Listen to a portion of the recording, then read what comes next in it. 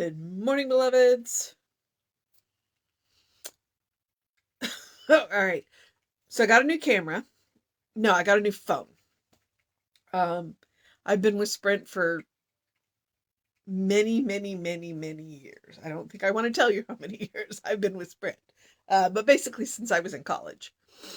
And Sprint finally apparently got too low in the monies. And so T-Mobile bought them.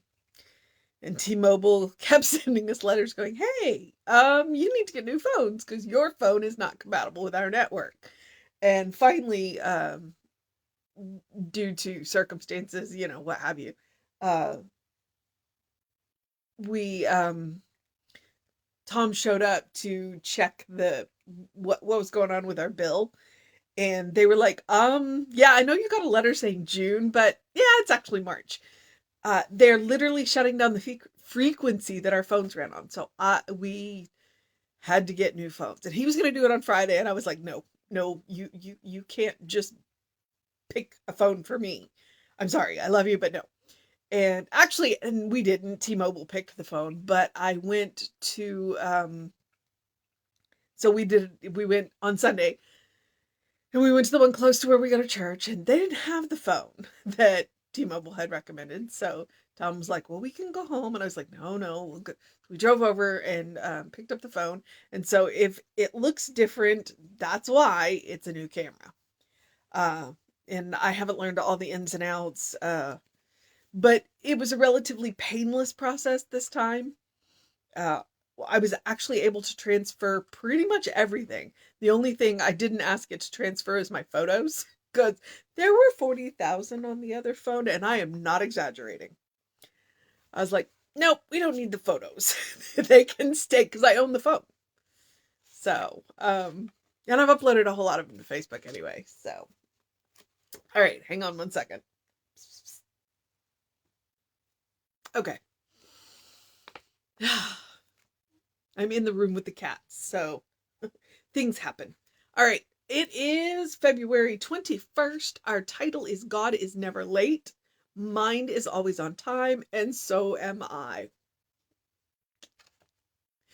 My husband would disagree with that. For me, anyway. All right. And our psalm is 32. It'll be line 8. I will instruct thee and teach thee in the way which thou shalt go. The accuracy of nature is apparent to all.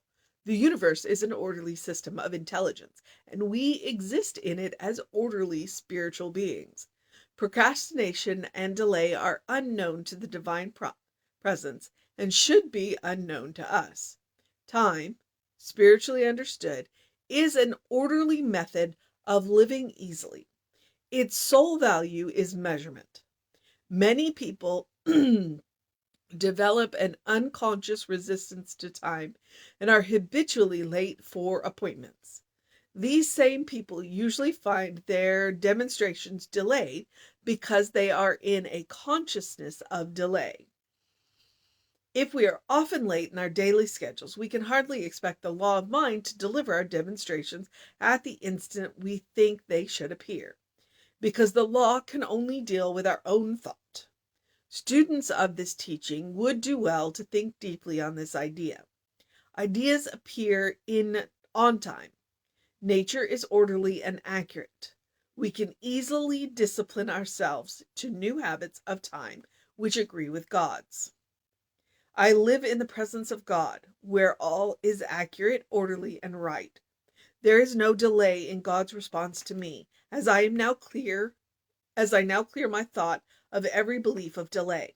I do whatever needs to be done on time and in order. I refuse to believe that I am under any pressure of time and space. Every idea I need appears in my consciousness on time and in right sequence.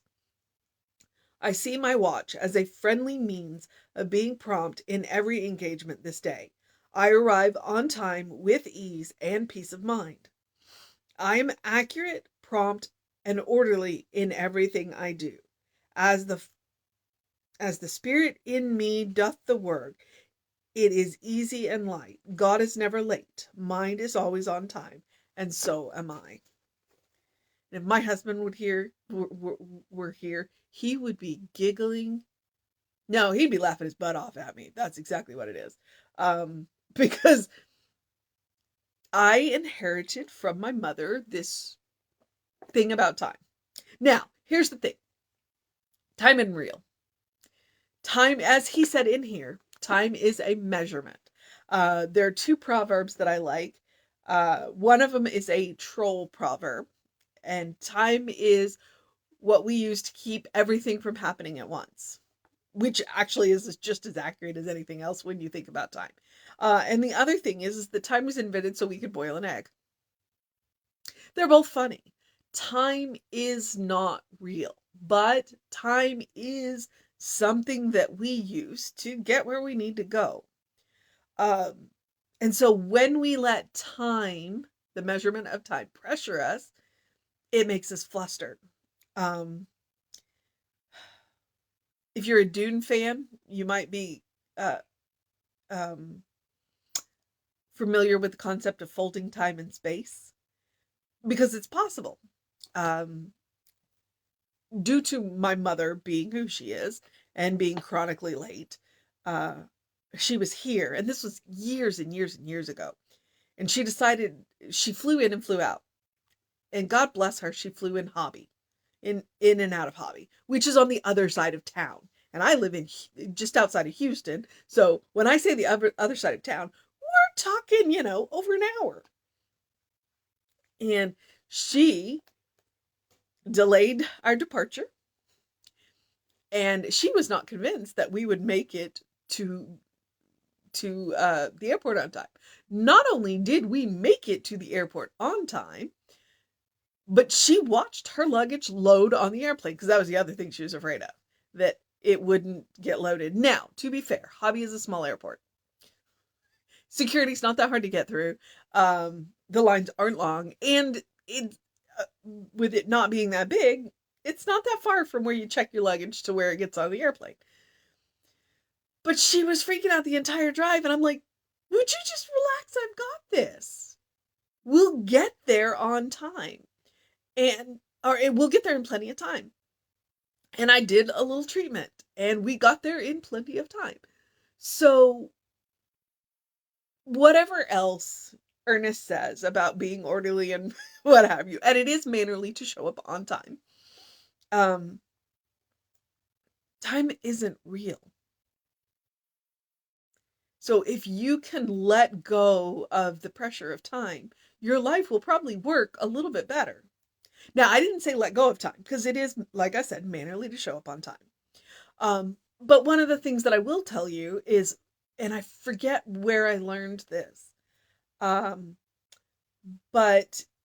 if you're constantly late in doing something, it is a resistance to what you're doing. I.e., if you're constantly late to work, you probably don't like your job and you don't want to be there. And so if you're constantly late for doing something, maybe you need to look at your life and go, is this really what you want to be doing?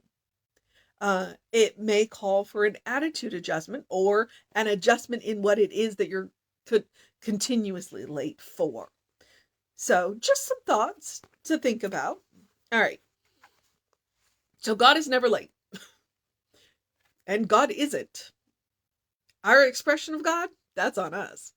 So God is never late. Mind is always on time, and so am I. Statement of fact. Okay. I will instruct thee and teach thee in the way which thou shalt go. It's Psalm 32, line 8. Go read the Psalm. Yeah. A lot of the times when you take them out of context, they don't mean anything. And I will tell you about the whole Bible that way. The whole Bible can be that way. So, okay. The accuracy of nature is apparent to all. And I will say this, because when we were driving home yesterday, one of the things that I saw, and I forget the name of the tree, but one of its common names is the Judas heart. The Judas heart is blooming. Now, it's late February. That's when the Judas heart blooms. It's this bright pink flowering tree, and it's pretty. But It tends to bloom. It's one of the earliest blooming trees, and it will bloom frequently before the last freeze. So when we talk about accuracy in nature, and then there's this tree that I love, the winged elm. There's one in my neighborhood, and I love to take pictures of it because it's just a gorgeous tree. It's finally, and it's February now, finally let the last of its leaves go. Finally. So I'm just like, so the Judas heart is blooming and the winged elm finally let the very last of its leaves go. Nature's interesting is what it is. The universe is an orderly system of intelligence, and we exist in it as orderly spiritual beings. Say that to yourself in the morning. And we'll try. Procrastination and delay are unknown to the divine presence and should be unknown to us. Okay, so procrastination and delay should be unknown to us.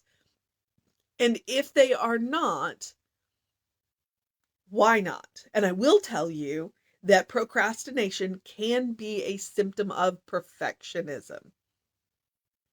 If I can't do it perfectly, then I'm not going to do it all. Not going to do it at all. Oh, but I have to do it. So I'm going to do it at the very last minute. So when it's not perfect, that's my excuse. All right. And trust me, I know I struck a nerve because that's mine. Time, spiritually understood, is an orderly method of living easily. Its sole value is measurement. That's it. That's all it is. It's a measurement. There is no value in time beyond being able to measure things, like boiling an egg.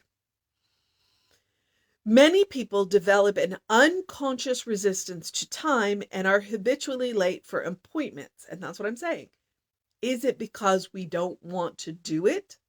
Is it because we don't value what we are going to do? Is it because we don't value ourselves? We don't value our time. We don't value our ability.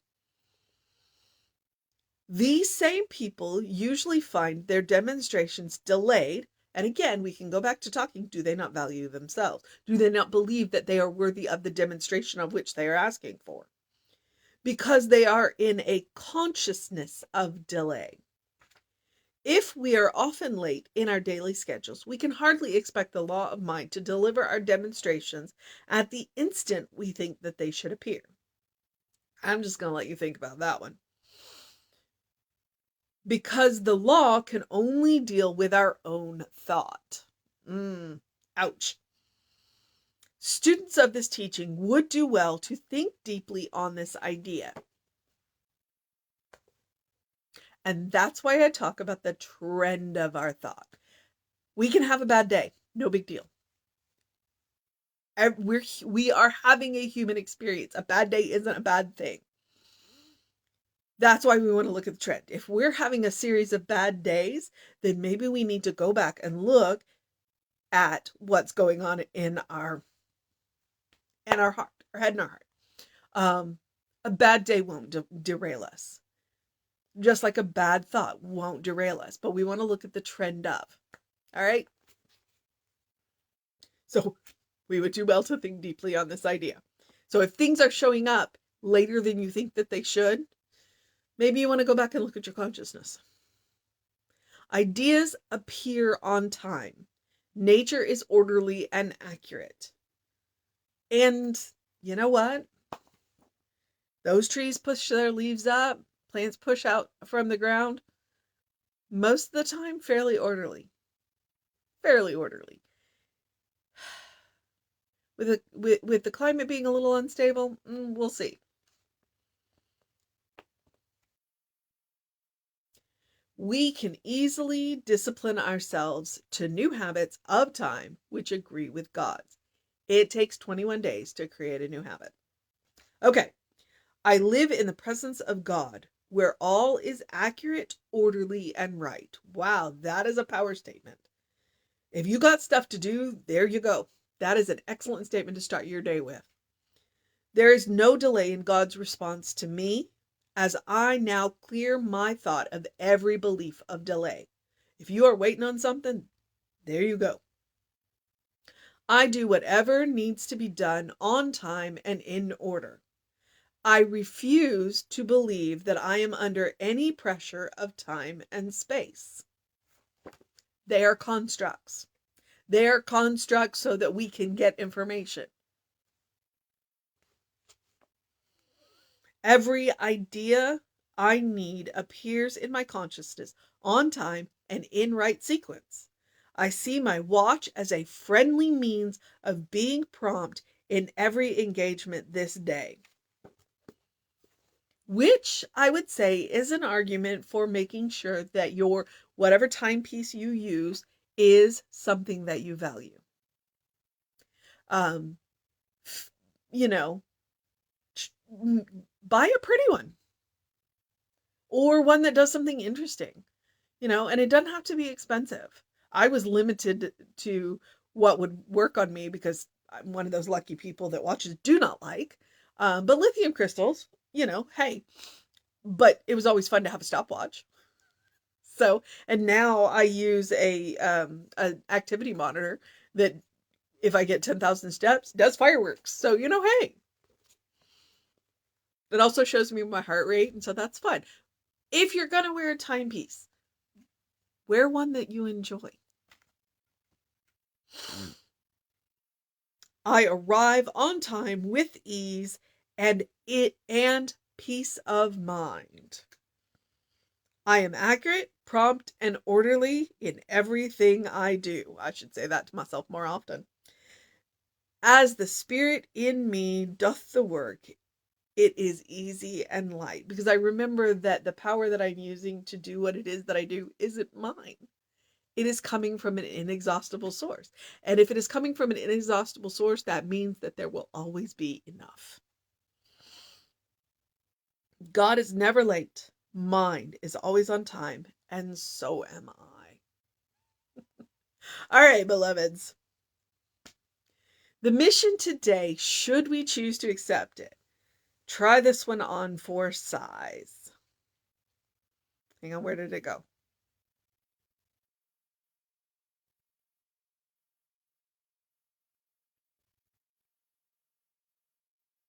Oh, I had it.